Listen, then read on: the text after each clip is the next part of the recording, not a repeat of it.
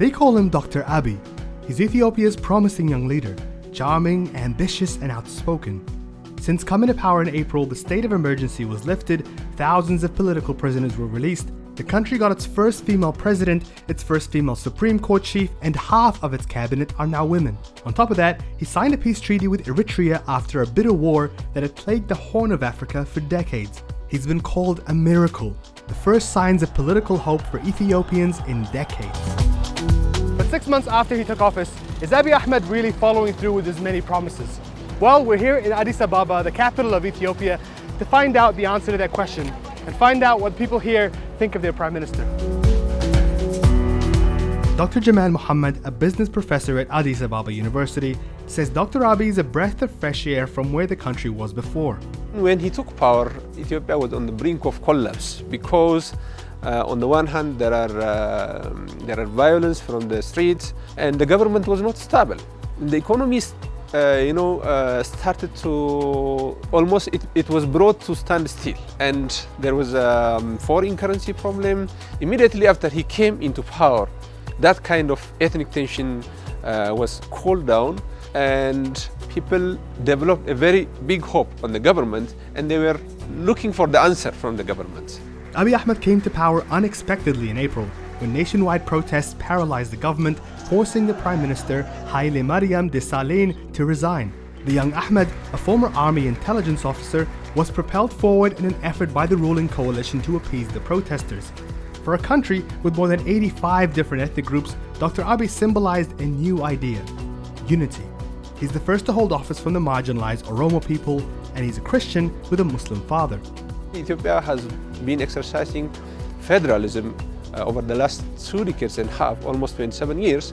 You can't call it a democracy, and because few ethnic groups were dominating the political system of the country, now Dr. Abiy is facing a problem or a challenge of clearing this history, and all the ethnic groups are now demanding to be represented sufficiently in the government. But it hasn't all been smooth sailing. Ethnic tensions reignited in recent months, leaving more than 50 dead in riots across the Oromia region. In response, thousands were arrested and sent to military camps. And in June, Ahmed escaped an apparent assassination attempt after someone threw a grenade near the stage at one of his rallies, killing 4 people. But driving around the capital, the effect that he's had on the country feels palpable. The economy is opening up for the first time, and foreign money is pouring in to help rebuild the country's crumbling infrastructure. But away from the city and the ambitious construction projects is where the real challenges are, like places here in the rural areas on the outskirts of the Omaria region. This is Kofele, and the people here are asking for very basic things like clean water, education, and employment. And those things might be a lot harder to tackle for Dr. Abiy on a federal level. Kofele resident and social media activist Kufa Godana says the political reforms Dr. Abiy promised haven't reached the level of local governments, where corruption is still rife. The problem is now implementation of this structure at local level especially.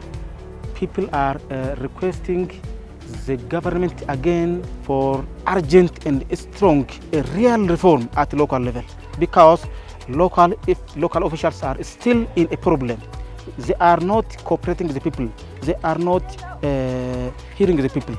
Kufa says there are real and urgent problems that need to be addressed, but people here feel voiceless. There is no enough water.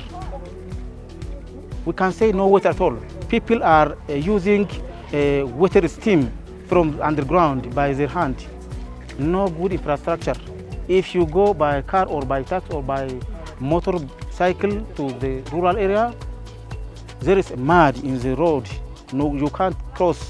But despite the daily challenges faced in this part of the country, many still place their hopes in Dr. Abiy. How do you feel about Dr. Abiy? Dr. Abiy is a very excellent, or our excellency, or our good man to managing our Ethiopia. Ummata Oromo bicha fasontan ummata Ethiopia hundaaf akka Afrikaatittu bu'aa guddaa nama buuse ta'eetiin mul'ata. Akkasumas qabsoo walqixxummaa mirga diinagdee fi siyaasaa ta'uu isaa kabajaadhaan ibsuu isaaniif ibsitanii bareedanatti fakkaata.